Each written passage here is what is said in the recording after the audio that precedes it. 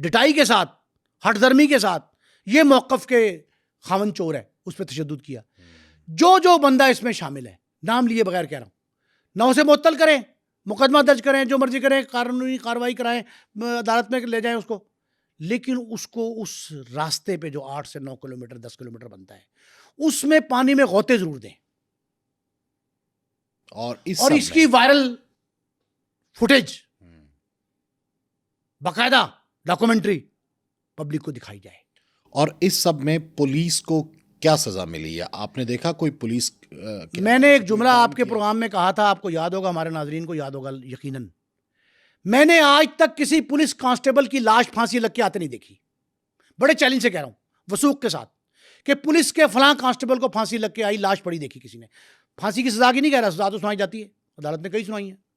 عمل درآمد ہوا اور پھانسی کی لاش، پھانسی شدہ لاش وہ وہاں پڑی ہو کسی کے گھر میں نہیں آئی نا، نہیں آئی. اب ڈی آئی جی آپریشنز تو بڑا دعویٰ کرتے ہیں نا، D I G operations Faisal Kamran صاحب بہت دعویٰ کرتے ہیں. دعوے تو ان کو سزائیں دیں کہ بھائی آپ نے کیوں بھائی مجھے عمل بتائے نا. میں دعووں کے، میں تو کہہ رہا ہوں دعوے تو بہت ہیں.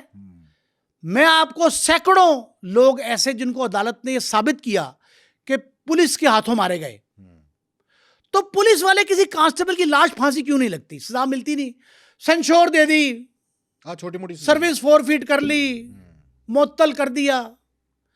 یہ آنکھوں میں دھول جھونکنے کے مترادف ہے، آئی واش ہے.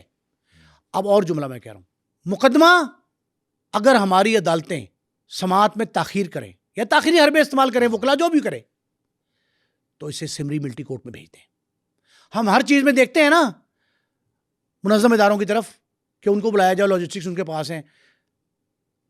اور اگر آپ نے اس سے بھی زیادہ اچھا کام کرنا ہے تو فوری انصاف کا وہ طریقہ اپنائیں جو سی سی ڈی اپناتی ہے.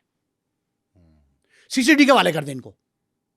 میں خلاف ہوں ان کے طریقہ واردات کے، ہم نے بہت پروگرام کیے، بہت کیے، میں نے بڑی مخالفت کی، لیکن مرتا کیا نہ کرتا، بامر مجبوری ہے جملہ کہہ رہا ہوں کہ ان کو سی سی ڈی کے حوالے کریں، وہی غوطے دیں پانی میں، اور وہی ان کا بعد میں. یہاں پہ ایک ڈپارٹمنٹ ٹھیک ہوتا ہے تو دوسرا کام نہیں ٹھیک کر رہا ہوتا. اب وزیر اعلیٰ صاحبہ بھگ کر گئی ہیں تو اس کے بعد بیوروکریسی بہت ایزی تھی. یار میں آپ کو بعد کے حالات بتاؤں. سرگودا میں میں وہاں موجود تھا، گیا اپنے کام سے تھا، کوئی سرکاری ٹور پہ نہیں گیا. وہاں وزیر اعلیٰ صاحبہ گئیں یہ ٹرانسپورٹ کا افتتاح کر رہے ہیں، ای ٹرانسپورٹ بسیں، بڑی گرین بسز جو دی ہیں، اس کا افتتاح کرنے گئیں. بارش آ گئی. جہاں ان سے افتتاح کروایا گیا، جہاں تک وہ گئیں، وہ لش پش علاقہ تھا، اور وزیر اعلیٰ ہیلی پیڈ سے اڑ کے ابھی 15 منٹ میں لاہور پہنچنا تھا، وہ نہیں پہنچی ہوں گی. سرگودا کے بتا رہا ہوں، سوری، سرگودا کے وہ نہیں پہنچی ہوں گی. مجھے واپس آنا تھا لاہور. میں اڈے پہ جانے کے لیے 2.25 گھنٹے کھپتا رہا کہ کہیں سے بغیر پانی کے میں نکل جاؤں.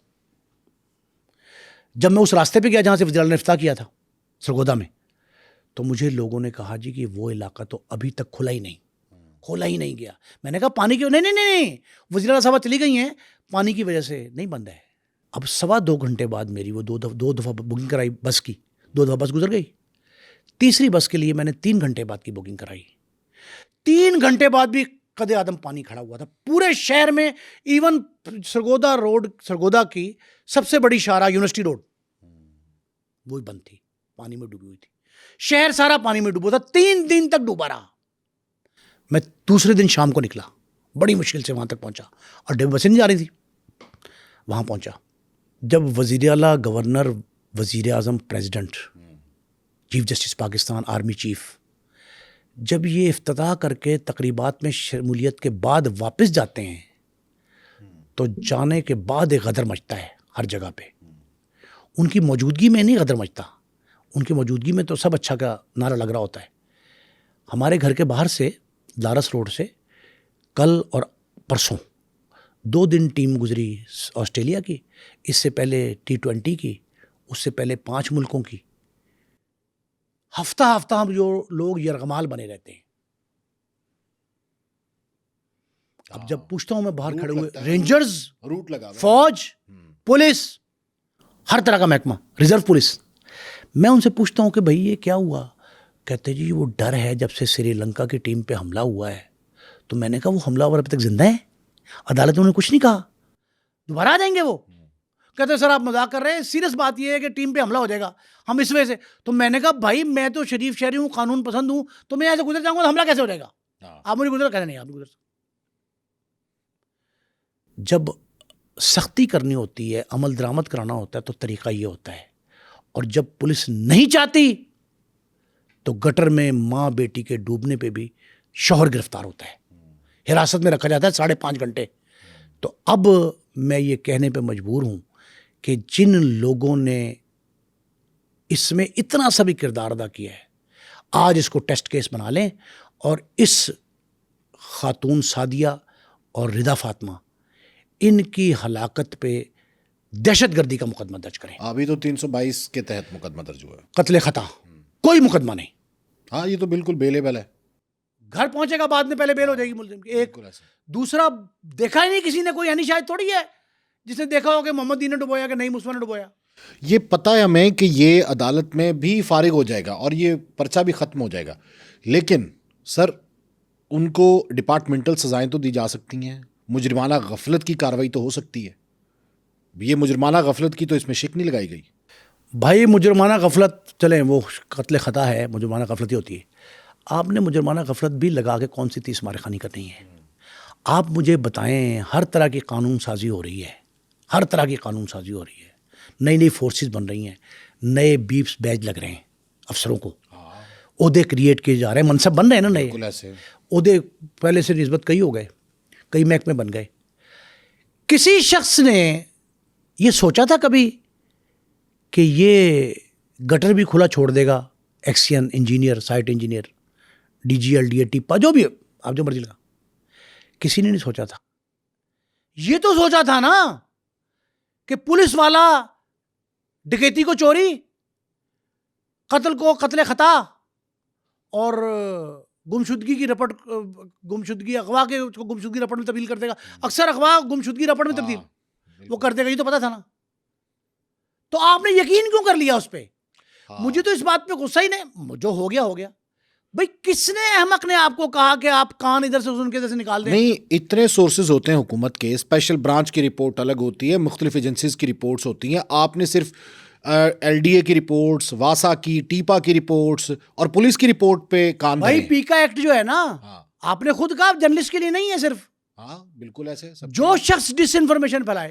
عظمہ بخاری صاحبہ کے خود کیسز چل رہے ہیں 2, ایک وہ فیک ویڈیو والا اور ایک اور ان کا کیس ہے, وہ عدالت میں چل رہا ہے, وہ بھی اسی سے ریلیٹڈ ہے کہ غلط فہمی پھیلائے گی, پیکا کے تحت. آپ میں نے آپ کو ایک بات بتائی, زیادہ اچھا تو یہ ہے کہ آپ اس ٹیسٹ کیس کو سی سی ڈی کو دے دیں. نہیں تو پھر مجھے بتائے نا کہ صرف D G L D A, D G TEPA, D G واسا, ڈی آئی جی آپریشنز جو پولیس نے حرکت کی, یہ سب ذمہ دار نہیں ہے. تو ذمہ دار صرف نچلے طبقے کے لوگ ہیں, ان کے خلاف کارروائی کیوں؟ ڈی سی کمشنر کہاں پہ؟ ڈی سی کمشنر کی سرزنش کی انہوں نے. ہاں سرزنش کافی نہیں ہے. انہوں نے کہا کمشنر بھی سنے میں اور وہ تو فارغ کر دیا انہیں, لیکن ابھی تک نوٹیفیکیشن نہیں آیا. جو لوگ اس طرح کی سختی کرتے ہیں نا, ایکشن دکھا رہے ہوتے ہیں, وہ بعد میں جملے بھی کہہ رہے ہیں کوئی نہیں آتا, 2-4 دن بعد ٹھیک ہو جائے گا. ہاں بالکل ایسے. جو یہ پالیسی ہے نا 2-4 دن میں ٹھیک ہو جائے گا معاملہ, یہ ہے انتظار کرو نئے حادثے کا. پھر کوئی نیا سانحہ بھاٹی گیٹ آ جائے گا, پھر کوئی نیا سانحہ گل پلازا کراچی آ جائے گا.